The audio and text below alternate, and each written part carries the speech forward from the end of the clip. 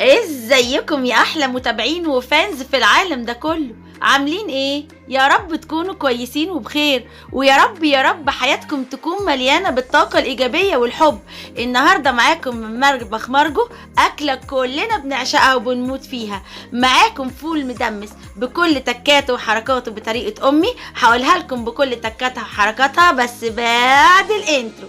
انزل يا ابني بالانترو.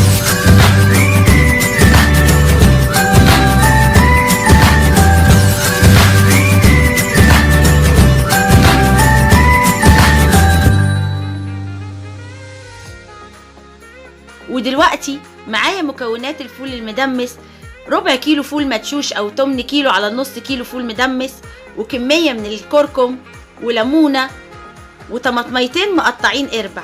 طبعا انا جبت الفول غسلته حلو جدا تحت المية الجارية، هو نص كيلو، وابتديت انقعه لمدة 12 ساعة في المية الجارية. بعد ما نقعته لمدة 12 ساعة زي ما انتوا شايفين الحباية بتاعته كبرت. ابتديت اصفيه من الميه واحطه في حله، واحط معاه الفول المدشوش المغسول، واملى عليه كل الحله ميه سخنه بتغلي من الكتل. بعد ما حطيت كتل ونص من الكتل بتاعي، ابتديت احط عليه الكركم اللي انا محضراه وطماطميتين مقطعين قربع، وطبعا عصرت عليه ليمونه كامله. استنيته لما ياخد غلوه كده، وابتديت انقله على عين واطيه سهراية خالص على البوتاجاز، وهسيبه مش اقل من 4 ساعات. زي ما انتوا شايفيني وطيت النار، خليتها عينها صغيرة خالص، وابتديت انقل الفول بعد ما غلي غلواية كده زي ما انتوا شايفين. ايه ده؟ منظر الفول يجنن، يامي يامي زي الكهرمان.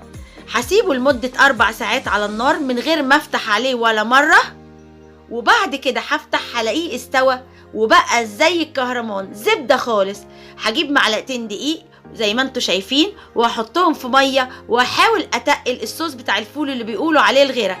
هدلقهم على الفول في الحله بعد ما استوى، واديله تقليبه جميله كده زيكم، وبعد كده اسيبه ياخد ويدي بشكل ودي لمده 5 دقايق. طفيت على الفول وسبته يبرد، وابتديت اغرفه بكميات او في علب زي ما كل مره بحتاج احتياجي، على قد عدد افراد اسرتي. زي ما انتوا شايفين شكل الفول يجنن، ريحته كانت طالعه تجنن. يا سلام عليه جنب طبق سلطه، يا سلام عليه جنب بصلايه مدشوشه، يا سلام عليه جنب شويه بتنجان مخلل او ليمون مخلل او خيار مخلل. عاشت ايديك يا بت يا مارجو، يامي يامي. احلى فول مدمس ده ولا ايه؟